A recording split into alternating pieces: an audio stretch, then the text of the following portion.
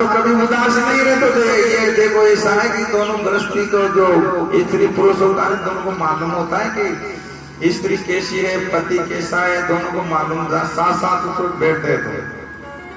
तो रुक्मिणी ने कहा आप तो कभी उदास ही नहीं, आधे से क्या चिंता है, क्यों टेंशन में बैठे हो, चिंता कर रहे हो। भगवान ने कहा कोई बात नहीं, रुक्मिणी आप तो अपना काम करो। राजा बालक जोगी त्रिया तीनों कराव्रत, राजा बालक अट जोगी अट त्रिया चारों अट कराव्रत। बच्चों को जितने भी रुदन कर लिया ना तो फिर पूजे भले मरी जाओ, रो वह चीज न दी। ऐसे नारी ने आदि रुदन कर लिया रो चुकी तो भले वो जन पति देव चाहो जिसे ऐसे कर दो, नारी वासु का नोटा देवता तो फिर भी मन जाओ तो, लेकिन नारी ना नारी नाड़ी हो यहाँ बड़ा गलत नहीं कह रहा हूं मैं। हाँ विचार बदला बाद में तो चाहो जिसे फिर तो थाना में रिपोर्ट होती थी कि ज्यादा माहौल बदल जाओ तो फिर क्या होगा। हाँ तो कोई बात जरूर है, मैंने कभी आपके चेहरे पर उदासी देखी नहीं महाराज। कृष्ण ने कहा कोई बात नहीं ना। रुक्मिणी बोली बात तो जरूर है, सुनिए जी मुझसे कोई अपराध हो गया उनको ये बताए, मेरे से कुछ गलती होगी तो बताओ। भाई गलती को नहीं बताओगे तो कैसे मालूम पड़ेगा आपको। तो भगवान कृष्ण कहते हैं रुक्मिणी जी सबसे पहली गलती तो आपने ये की मेरे से कि मुझसे विवाह क्यों किया। भगवान तो नाराज करना था। अरे इसे बड़े बड़े सुंदर राजकुमार थे आपने, तो मेरे से एक गवाले से विवाह क्यों किया। मैं तो गाय चराता था, तुमने उन राजकुमारों को छोड़ करके गवालिनी से शादी की, क्या मिला आपको। प्रभु ने चेहरा देखा, सोचा अभी तो इनके गुस्सा नहीं आया, फिर तुम कहोगे अजी विवाह तो बिल्कुल नहीं करती, लेकिन इसलिए किया कि तुम बड़े भारी वीर होता हो और यहाँ भी गड़बड़ हो गया।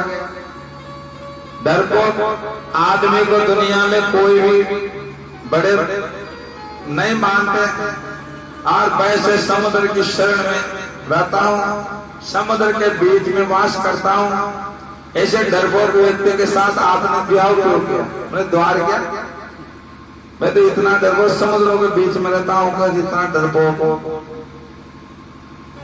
रुक्मिणी जी ने कोई जवाब नहीं दिया।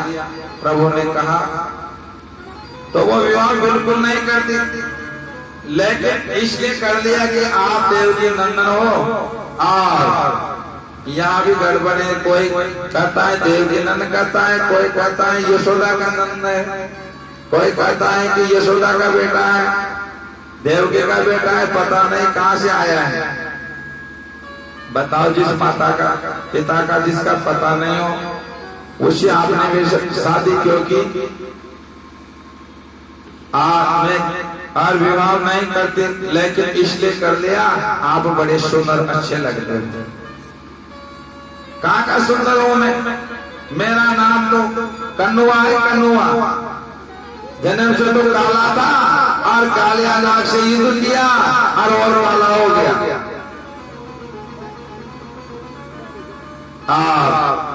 राजा कभी नहीं, गद्दी कभी नहीं मिली, दुनिया के लोग से देश रखते हैं, और तुम्हारे बड़े भाई रुक्मिणी मुझसे देश रखता है।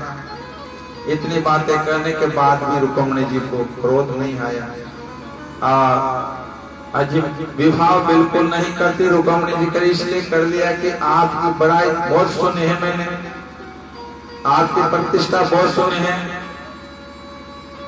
मेरा गुण कौन गाता, जिसको रहने को मकान नहीं, जिसको पहनने में कपड़े नहीं, जिसको खाने के लिए भोजन नहीं, भिखारी की तरह मांगता फिरता हूँ, कीर्तन करता फिरता हूँ, कोई काम धंधा तो नहीं करता,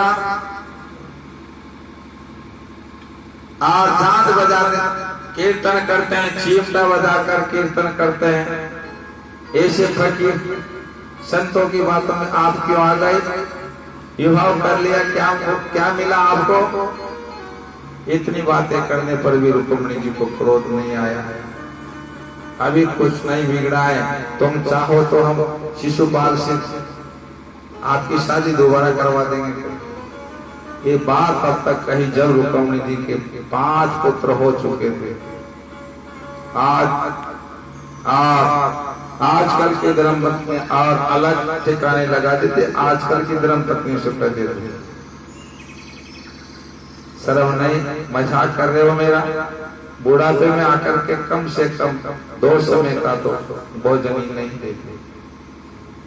तो लेकिन इतनी बात सुनकर भी रुक्मिणी जी को क्रोध नहीं आया और मूर्छित हो गई, बेहोश। चवर कहीं गिर पड़ा, एकदम भयभीत हो गई। और भगवान ने, अरे ये क्या हो गया, मैंने तो सोचा था कोई मजाक करेगा, 2-4 बातें कहेगी और ये तो भयभीत होकर के रुक्मिणी जी मूर्छित होकर के गिर गई।